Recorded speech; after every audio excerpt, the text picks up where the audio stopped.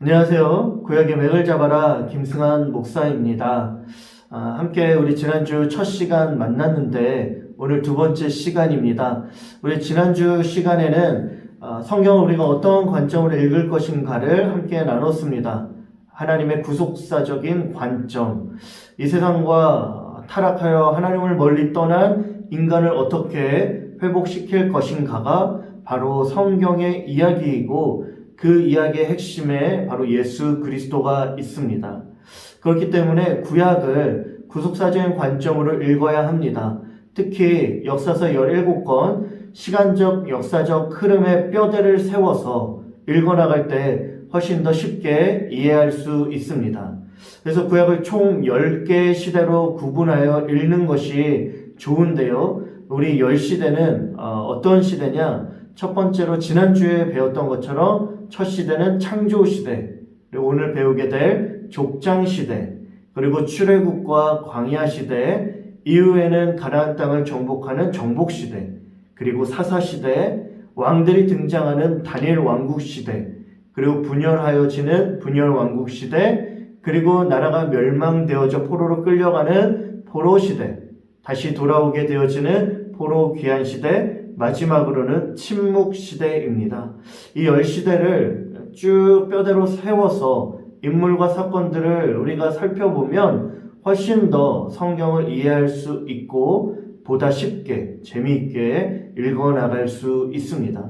더불어 그 안에 발견되어진 하나님의 은혜를 우리가 누리게 되는 것이죠. 오늘은 두 번째 시간으로 두 번째 시대인 바로 족장시대를 함께 나누도록 하겠습니다.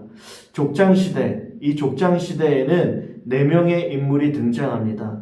특별히 4사람을 불러서 하나님의 나라를 새로운 방식으로 약속하시는 모습들이 등장하는데 우리가 알아야 할 주요 인물 4명은 바로 아브라함과 그의 아들 이삭, 야곱, 요셉입니다. 이 4명의 인물들을 통해 하나님 어떠한 일들을 이루어 가시고 그들의 인생 가운데 어떠한 사건들이 일어나는가를 우리가 살펴볼 필요가 있습니다. 우리 첫 번째로 아브라함입니다. 믿음의 조상이죠. 하나님의 언약을 받은 믿음과 선택된 백성의 조상으로 등장합니다. 그런데 이 아브라함을 살펴보기 전에 우리가 지난주에 살폈던 내용들을 잠시 기억해야 합니다. 창세기 10장과 11장의 말씀에 보면 하나님을 왕으로 섬기지 않는 대표적인 인물로 니므롯이 등장을 합니다. 니므롯을 향하여서 처음 영걸 사냥꾼이다 라고 이야기를 하며 그는 시날 평지에서 그의 나라를 만들었다라고 이야기를 합니다. 그의 나라, 하나님을 대적하는 드디어 나라라는 개념이 등장하면서 그 국가적인 개념이 나타나는 것이죠. 힘을 가지고 그의 나라를 건설하면서 하나님을 대적합니다. 그 대표적인 사건이 바로 바벨탑 사건입니다. 우리가 하나님을 대적하며 우리의 이름을 높이 하나를 닿게 하자 우리의 이름을 널리 퍼뜨리자 라며 계획을 세우지만 하나님 앞에서 심판을 받게 되는 것이죠. 하나님을 대적하는 세상 나라를 만들어가는 이러한 모습들이 계속적으로 만연해지는 것들을 우리가 보게 됩니다. 죄가 무엇이냐? 바로 하나님을 왕으로 섬기지 않는 것, 내가 스스로 왕노릇하는 것, 그렇게 내가 왕이 되어서 세상 나라를 만들고 건설하는 것이 바로 죄다라는 것입니다. 그런데 이러한 모습들이 아브라함 이전에 죄가 관영한 가운데 많이 나타났다라는 것이에요. 그렇게 하나님께서는 이제 아브라함을 선택해서 세상 나라와 비견되어지는 드디어 눈에 보이는 하나님의 나라를 세워나가기 시작합니다. 하나님의 나라가 등장하게 되는데 하나님의 나라를 이해하기 위해서 국가의 3요소를 기억하시면 너무나도 좋습니다. 국가의 3요소는 국민, 영토, 주권입니다. 특별히 국민은 하나님의 백성, 그리고 하나님께서 우리에게 약속한 땅, 그리고 그 땅 안에서 우리가 어떻게 살아야 하는가? 하나님의 주권으로 살아가야 하는 것입니다. 하나님 나라의 개념으로 그 가운데 하나님께서 어떻게 구속사의 사건을 이루어 가시는지를 우리가 살피면 훨씬 더 우리가 성경을 이해하기 쉽습니다. 특별히 국가의 3요소 가운데 첫 번째인 백성을 위해서 하나님께서는 하나님의 사람들을 선택해 가는 것이죠. 아담과 하와를 선택했고 세상 나라가 득세하게 되어지자 드디어 오늘 두 번째 시간에는 아브라함을 선택합니다. 창세기 12장에 너는 복의 근원이라 말씀하며 선택하고 부르시는 것이죠. 그것이 조금 더 확장되어져서 눈에 보이는 나라 구약의 이스라엘이 등장하게 되어지고 훗날의 신약에 이르러서는 우리 주님께 부름받은 교회 성도입니다. 베드로전서 2장 9절 말씀에 보면 우리는 택한 족속 왕 같은 제사장이다라고 말하고 있는 것이에요. 하나님 나라의 백성으로 우리가 등장하고 있습니다. 뿐만 아니라 땅도 등장합니다. 에덴 동산에서 이제는 적과 꿀이 흐르는 가나안 땅, 그리고는 하나님께서 회복시켜 나갈 이 아름다운 온 땅을 이야기를 하고 마침내 우리에게 주실 새하늘과 새 땅도 우리에게 말씀해 주는 것이죠. 이러한 땅도 우리 가운데 허락해 준다 말씀합니다. 마지막으로 국가의 3요소인 주권입니다. 우리에게 선악과 명령으로 하나님의 말씀에 순종할 것을 말씀해 주셨고 아브라함으로부터 시작되어지는 이스라엘에게는 율법과 계명, 하나님의 말씀을 지킬 것을 우리 가운데 명령하셨습니다. 우리에게는 하나님의 말씀인 성경을 주셨죠. 그리고 그 말씀대로 살아가는 삶, 하나님을 사랑하는 삶, 이웃을 사랑하는 삶의 모습입니다. 우리가 이러한 하나님의 말씀에 순종하며 살아가면 우리가 살아가는 바로 이 땅 가운데서 하나님의 통치를 이루며 하나님의 나라를 이루어가며 살아갈 수 있는 것입니다.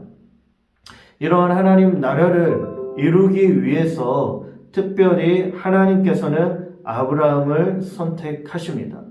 그렇다면 아브라함을 선택하시면서 왜 하나님께서는 하나님의 나라를 세워 가시는 것일까요?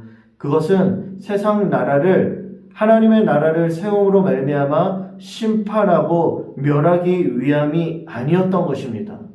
우리가 생각할 때 하나님을 대적하는 그 나라를 멸하는 것이 당연해 보일 수 있으나 그러나 하나님께서는 하나님의 통치를 받고 하나님을 사랑하고 하나님의 뜻 가운데 그렇게 하나님의 순종함으로 살아가는 그 하나님의 백성들을 이 땅 가운데 세워서 세상에 그들을 보여줌으로 말미암아 하나님의 나라의 백성으로 살아가는 것이 보다 더 행복한 삶, 보다 더 복된 삶인 것을 세상 나라 사람들에게 교훈하며 가르쳐주는 것이죠.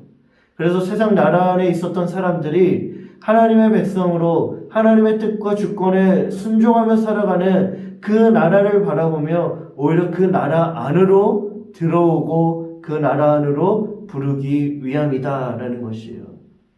하나님의 나라를 세우고자 하는 하나님의 계획은 세상 나라를 멸하기 위함이 아니라 오히려 세상 나라를 회복하길 원하시는 하나님의 구원의 목적 중에 하나였다라는 사실입니다. 그리고 그 목적으로 하나님께서는 갈대아 우르에 있는 우상이 만연했던 그 땅에 바로 한 사람 아브라함을 택하고 세우십니다. 창세기 12장 1절 말씀에 여호와께서 아브라함에게 이르시되 너는 너의 고향과 친척과 아버지의 집을 떠나 내가 내게 보여줄 땅으로 가라. 한 사람을 선택하십니다. 그리고는 떠나라 가라 말씀하시는 것이죠. 하나님의 계획에 순종하며 우상이 머무는 그 땅이 아닌 하나님의 뜻 가운데 복종하며 하나님의 주권과 통치를 이루어갈 그 땅을 향하여 나아갈 그 한 사람을 세워 가십니다.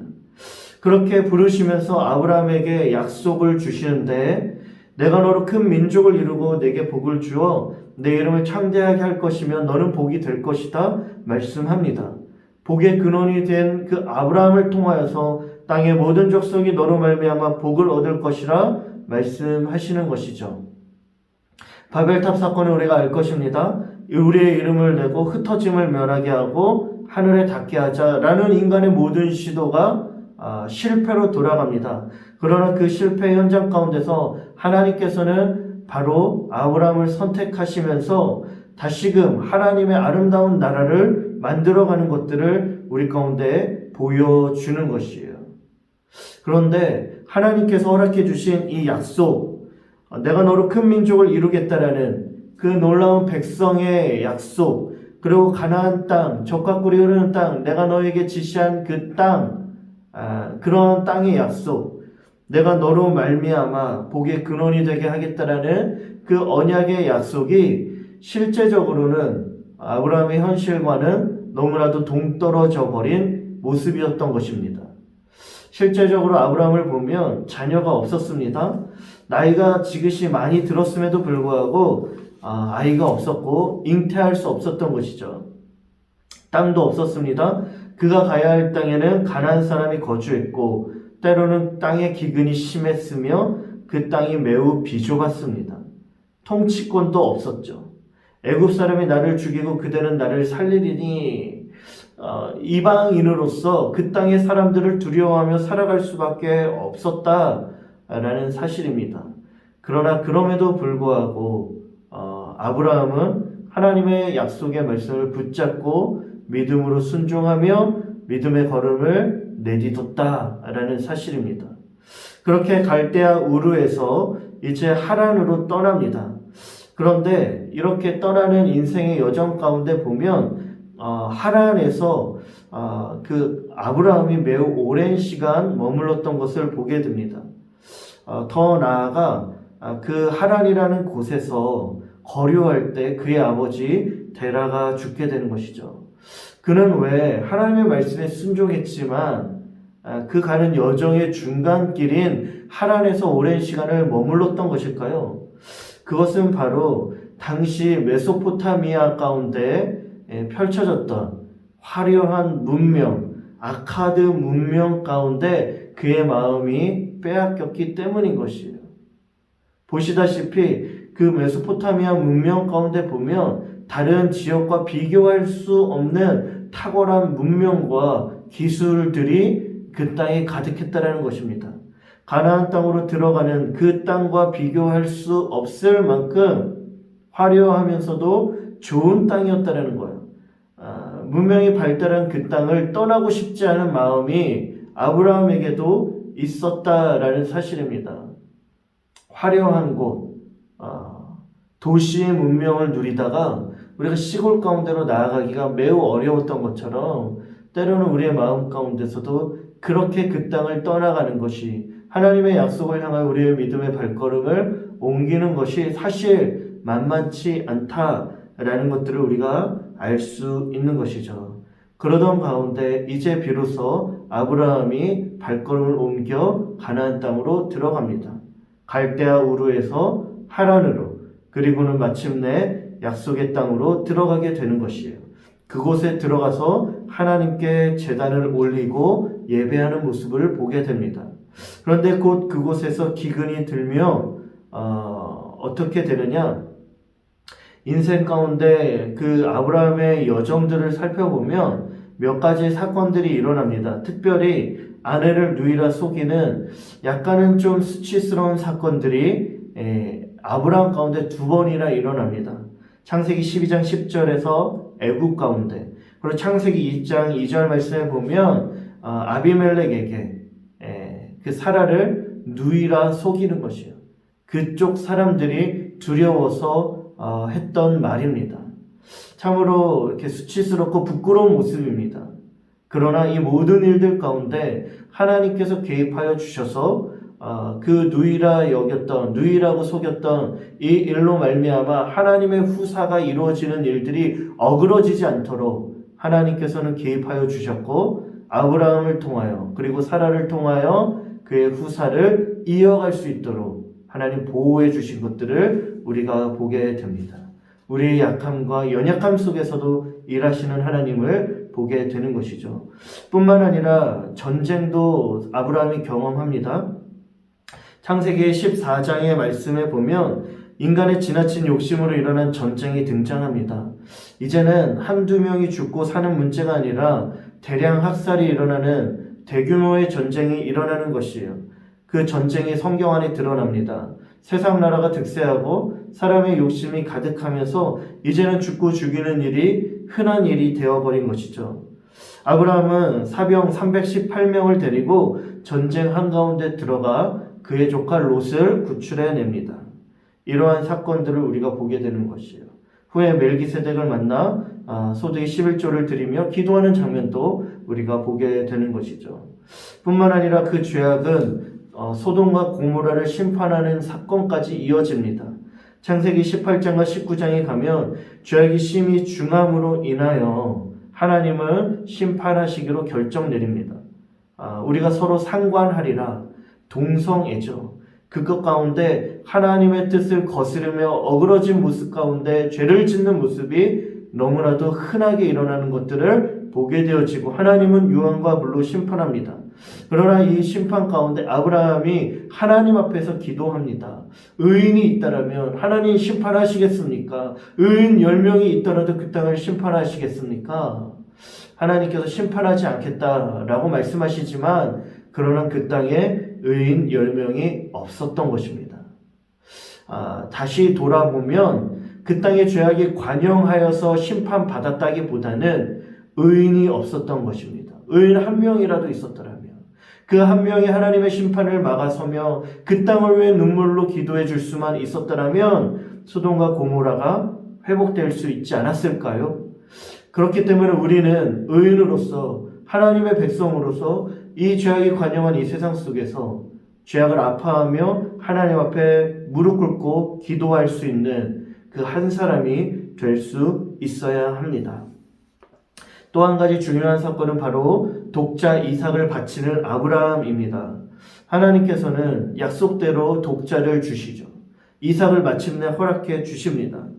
그런데 너무나 놀랍게도 내 사랑하는 독자 이삭을 모리아 땅으로 가서 내가 지시한 그 산에서 번제로 드리라는 엄청난 명령을 내리십니다.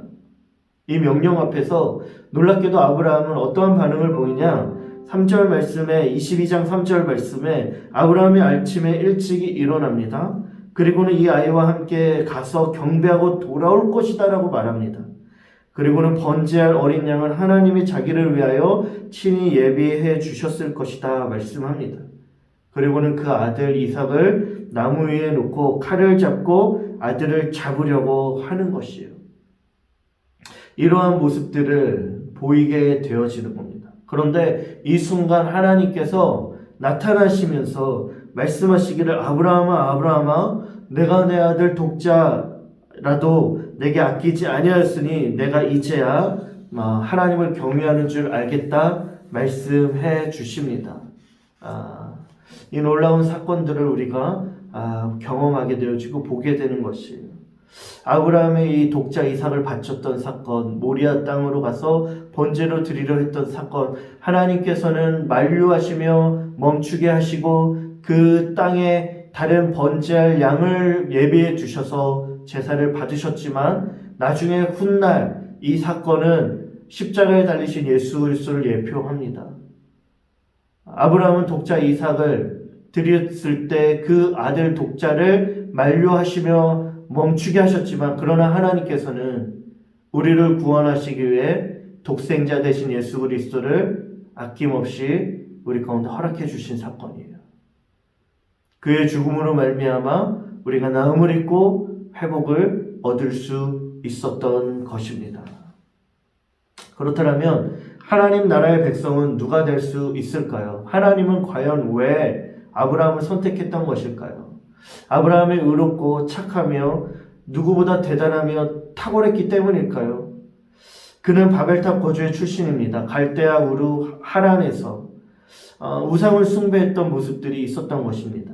약속도 믿지 못했습니다. 2번이나 아내를 누이라 속이며 오히려 두려움 가운데 아내를 넘길 뻔한 사건도 있었습니다. 하나님의 약속을 비웃었죠. 100세 된 사람이 우리가 아들을 낳을 것이다? 그렇게 여기지 않고 약속에 대한 조급함 때문에 자신의 종 엘리에셀을 그리고 또한 첩을 통하여서 이스마엘을 후계자로 세우려고 했던 모습이 이 연약했던 바로 아브라함의 모습입니다. 아브라함이 아니라 아므나함 같이 하나님의 백성은 뭔가 대단해 보이지는 않았다라는 것이에요. 그렇다면 아브라함은 어떻게 하나님의 백성이 될 수 있었던 것일까요? 바로 그의 믿음 때문입니다. 말씀드렸던 것처럼 내 아들, 내 독자까지도 내게 아끼지 아니하였다. 내가 하나님을 경외하는 줄을 내가 보았다 말씀합니다. 그 안에 하나님을 향한 믿음이 있었던 것이죠. 더 나아가 창세기 15장 말씀에 하나님께서 그를 아브라함을 이끌고 하늘을 보이며 무별을 셀 수 있나 보라. 내 자손이 하늘의 별과 같이 많을 것이다 라고 말씀해 줍니다. 이것을 아브라함이 믿어 그 믿음을 의로 여겼다 하나님 말씀해 주십니다. 그런데 놀라운 사건은 그렇게 끌고 나가 보여준 하늘에 무별이 있었는가 보면 별이 보이지 않았던 것이에요. 낮이었던 것입니다.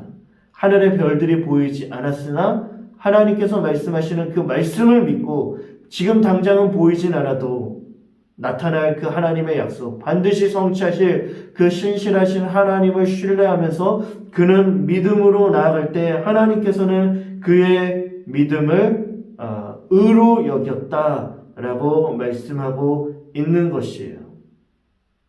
그렇다면 그는 어떻게 하나님의 말씀을 하나님을 향한 믿음을 일으킬 수 있었던 것일까요? 그의 인생 여정길 가운데 연약하여 넘어지고 실수하고 또 실패했지만 계속적이고 반복적인 언약의 확인 작업이 그의 인생 가운데 있었다라는 겁니다.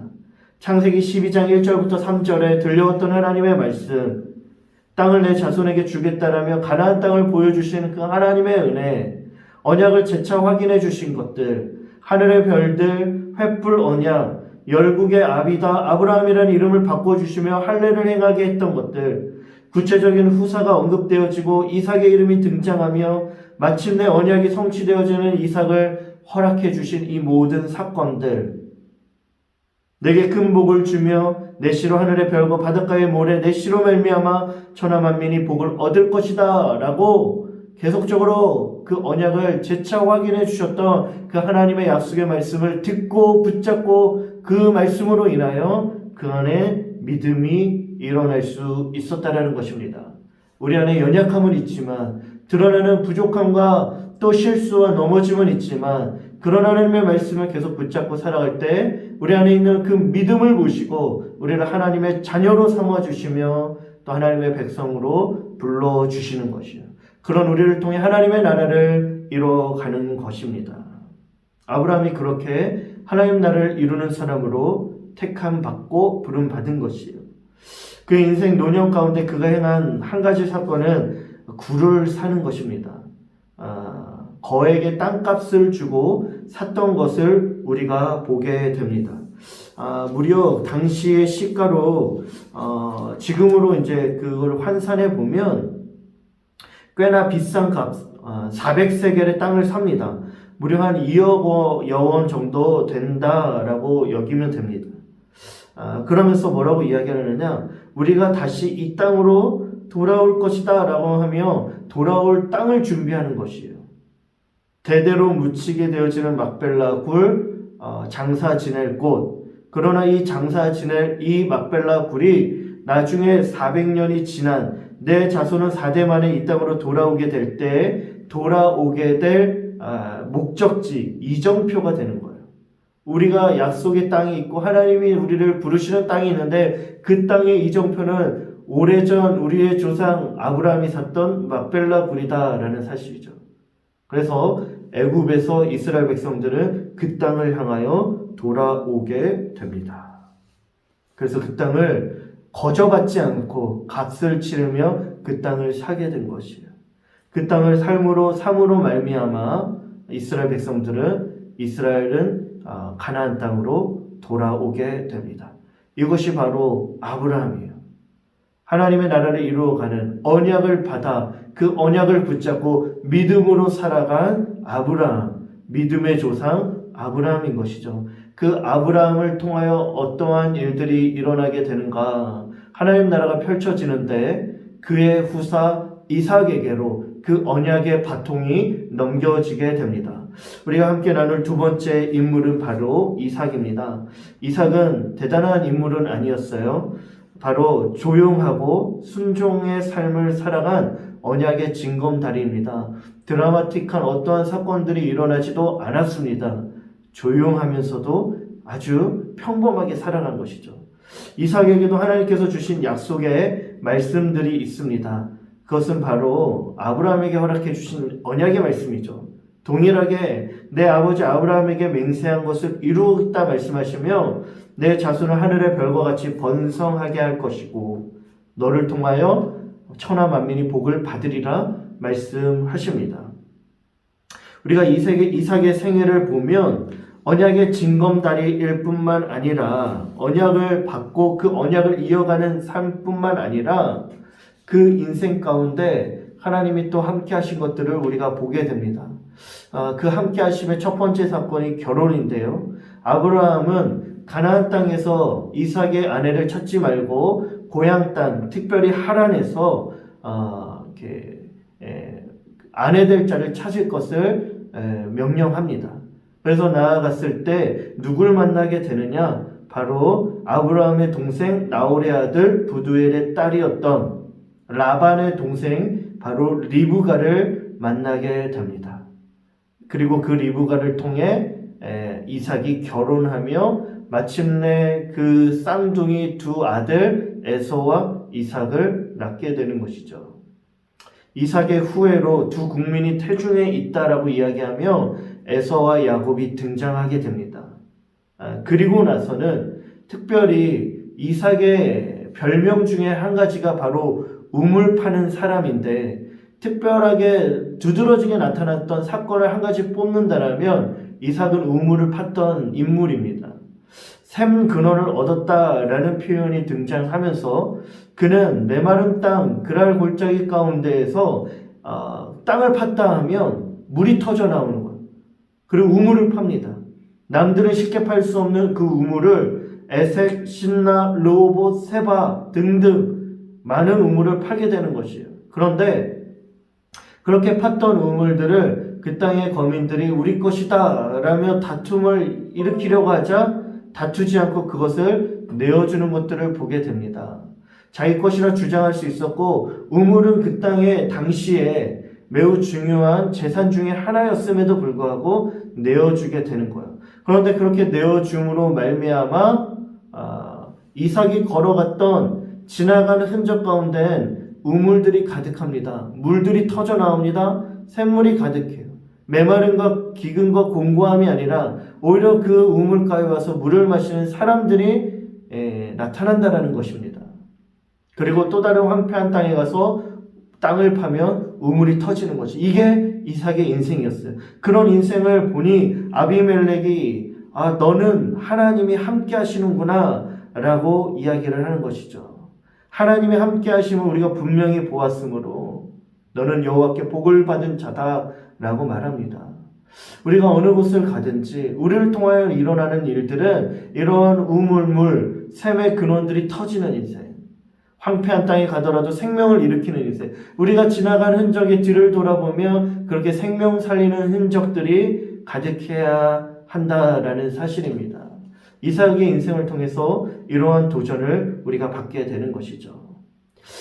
이러한 가운데 하나님의 나라는 이제 이삭을 통하여 야곱에게로 넘어갑니다. 이삭의 쌍둥이 아들 중 두 번째 아들이 야곱입니다. 야곱은 생존과 번영을 위하여 치열하고 고달픈 삶을 산 끈질긴 신앙인으로 등장하게 됩니다. 그의 출생이 다음과 같습니다. 여호와께서 그에게 이르시되 두 국민이 내 태중에 있구나. 두 민족이 내 복중에서부터 나누이리라. 이 족속이 저 족속보다 강하겠고 큰 자가 어린 자를 섬기리라 하셨더라. 여기서 말하는 어린 자는 바로 야곱이죠. 야곱은 태어날 때 동생으로 태어나는 걸 싫어해서 그 형 에서의 발꿈치를 잡습니다. 그래서 그 발꿈치를 움켜 잡았다라고 해서 그 이름을 야곱이다라고 이야기를 해요. 야곱이라는 이 뜻의 뜻이 움켜잡다, 반칙하는 자, 속이는 자입니다. 그래서 그토록 그는 속이는 인생, 움켜쥐는 인생, 한번 잡으면 놓지 않은 인생을 살게 되는 것이에요. 그러한 인생을 살게 됩니다. 그러나 그의 인생을 살펴보면 그의 인생의 이름이 바뀌어지는 걸 봅니다.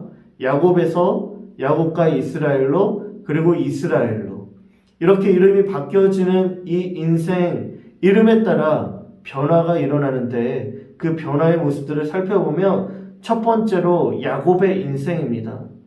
움켜잡으면 놓지 않는 인생, 자신의 의지대로 고집대로 사는 삶이죠. 그 인생의 대표적인 사건은 장자권의 투쟁 사건입니다. 형 에서로부터, 그리고 아버지 이삭을 속여 장자권의 축복을 기어이 그가 받아냅니다. 그러나 그렇게 받아내면 축복하고 행복한 삶일 줄 알았는데 가정이 분열되어지는 거예요. 형 에서의 분노를 사서 결국에는 비극적으로 도망할 수밖에 없는 인생을 살게 됩니다. 그렇게 도망치듯, 그렇게 떠나온 인생, 그렇게 도망가는 인생의 여정 가운데 그는 길가에서 하나님을 만나게 되는데, 그곳이 바로 베델입니다. 하나님으로 가는 여정의 길, 두려움과 불안 속에서 언제 무슨 일이 일어날지 모르는 그 염려 속에서 그는 길가에 잠이 들어버리는데, 그 순간 꿈속에서 하나님을 만나죠. 바로 베델의 하나님입니다. 그 하나님을 만나며 소원하며 그 하나님을 인격적으로 이제 만나기 시작하고, 그 하나님이 마침내 다시 베델로 돌아오게 인도하시는 그 하나님의 섭리와 손길을 경험하게 되는 것이에요. 이후에는 베델에서 하란으로 멀리 떠납니다. 외삼촌 라반이 있는 집이죠. 그러나 그 라반도 만만치 않았습니다. 오히려 몇 수 위에 라반으로 인해 속임수 전쟁을 펼치고, 그로 인해 그의 인생이 참으로 고달파집니다. 레아와 라헬을 만나 결혼하게 되어지고, 그리고 그의 후사를 낳는, 아들 낳는 경쟁을 펼치며 속임과 속임이 난무해지는 인생, 그리고 결국에는 하나님께서 이제 다시 길을 돌이켜 고향으로 돌아오게 합니다. 그 돌아오는 인생의 여정 속에서 만나는 사건이 바로 야복강 씨름 사건입니다. 야복강가에서 야곱은 날이 새도록 어느 누군가와 씨름하게 됩니다. 그런데 씨름하여질 때 그 상대가 야곱을 이기지 못함을 인하여 허벅지 관절을 치는 거예요. 환도뼈가 부러집니다.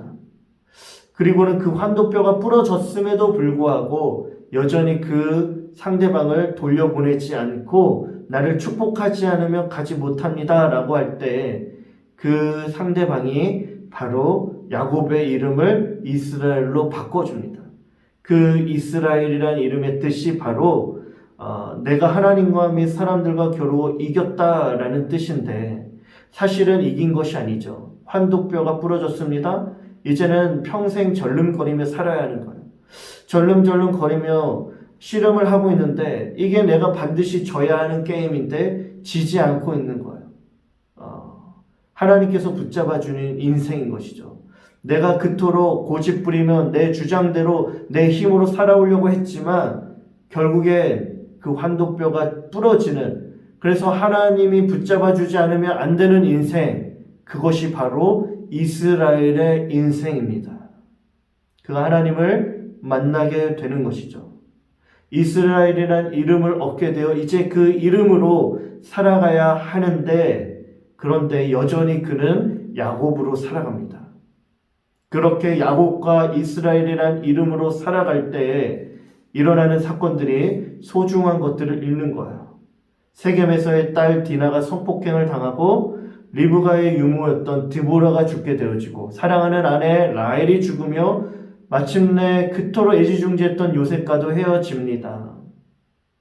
그런데 이러한 소중한 것들 잃게 되어지면서 하나님께서 야곱을 훈련시키고 단련시키며 마침내 그의 입에서 어떠한 고백이 터져 나오느냐, 창세기 43장 14절에 내가 이르면 이르리로다 움켜쥐면 놓지 않았던 그러한 야곱의 인생이었는데 자기의 힘대로 내가 움켜쥘 수 없는 것이구나 라는 것들을 깨닫게 되어지는 인생 속에서 이제는 마침내 자신의 인생을 이스라엘로 전환시키며 하나님 앞에 모든 것들을 내어드리는, 하나님을 이제는 전적으로 의지하는, 내 것을 내려놓고 하나님께 순종하는 모습을 고백하게 된다라는 것이에요.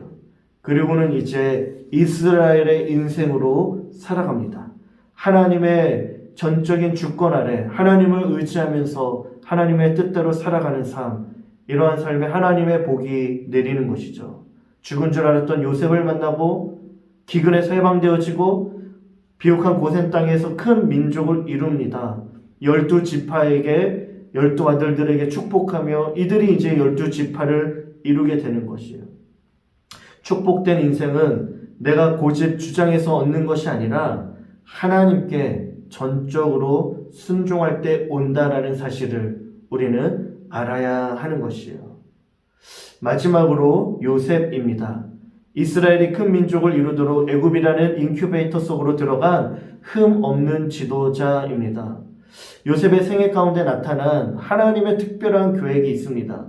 그것을 요셉이 고백하는데 창세기 45장 7절 8절에 형들을 다시 애굽에서 만났을 때 그가 이렇게 고백하기를 하나님의 큰 구원으로 당신들의 생명을 보존하고 당신들의 후손을 세상에 두시려고 나를 당신들보다 먼저 보내셨나이다. 애굽으로 노예로 팔려온 그 자신의 인생인데 돌아보니 하나님의 계획이었다라는 사실이에요. 어떠한 계획입니까? 생명을 보존함으로 말미암아 큰 하나님의 나라 이스라엘을 만들어 가시려는 하나님의 계획이었다라는 사실이에요. 그 구원 계획을 이뤄가기 위해서 하나님께서는 나를 당신들보다 먼저 이곳으로 보냈다라는 겁니다. 그 하나님의 큰 계획 안에서 나의 고난이 해석되어지고 나의 지난날의 슬픔들이 다시 해석되어지는 거예요. 그리고는 선하신 하나님을 고백하게 됩니다. 요셉의 생애를 쭉 보면 아버지의 총애를 받고 두 가지의 꿈을 꿉니다. 곡식단, 해와 달과 별. 이 꿈들은 마지막 곡식을 얻으러 온 애굽의 총리가 된 요셉 앞에 무릎 꿇고 절하는 사건들로 성취가 되어지죠. 형들의 질투로 인해 노예로 팔려갑니다. 보디발의 노예가 되어서 아내의 유혹을 멀리했지만 왕의 감옥 아래 갇히게 됩니다. 바로의 꿈을 해몽해주고 그렇게 해몽해 주어서 30살에 총리가 되어져요. 그리고 이후에는 어떤 일들이 있느냐, 이 성경의 역사의 무대를 애굽으로 옮기는 역할을 하게 되는 거예요.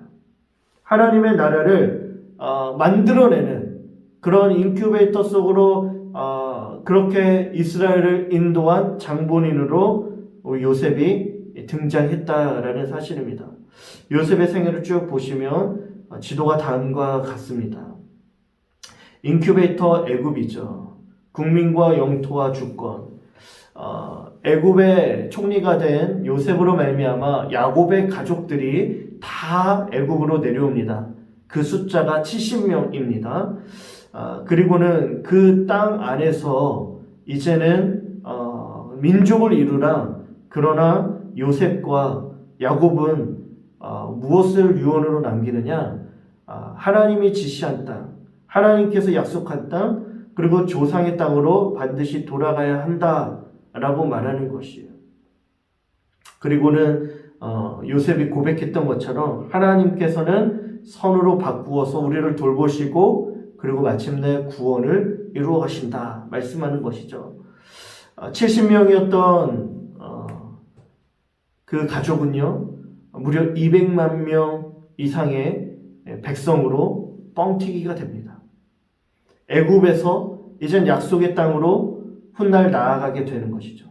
그리고 하나님의 말씀 가운데 하나님께서는 이스라엘과 함께 하시며 돌보시며 하나님께서 그 땅에서 나라를 이루도록 인도해 주셨던 것들을 우리가 보게 되는 것이에요. 오늘 아브라함과 이삭과 야곱과 요셉을 함께 살펴봤습니다. 족장 시대입니다. 이 네 인물을 통하여서 하나님께서는 이제 마침내 눈에 보이는 하나님의 나라를 이루어 가시는 것이에요. 백성을 이루시고 지시할 땅, 약속의 땅을 보여주시며 그리고 그 땅 가운데서 하나님의 주권, 하나님의 말씀대로 살아가도록 이끌어 주신다라는 겁니다. 그렇게 만들어가기 위해서 아브라함 인생, 이삭과 야곱, 요셉의 인생 가운데 개입하셔서 하나님의 일들을 이루어 가셨던 것들을 볼 때 우리의 인생 속에서도 저들의 인생처럼 하나님이 우리의 삶에 개입하셔서 놀라운 하나님의 은혜들을 이루어 가신다는 거예요.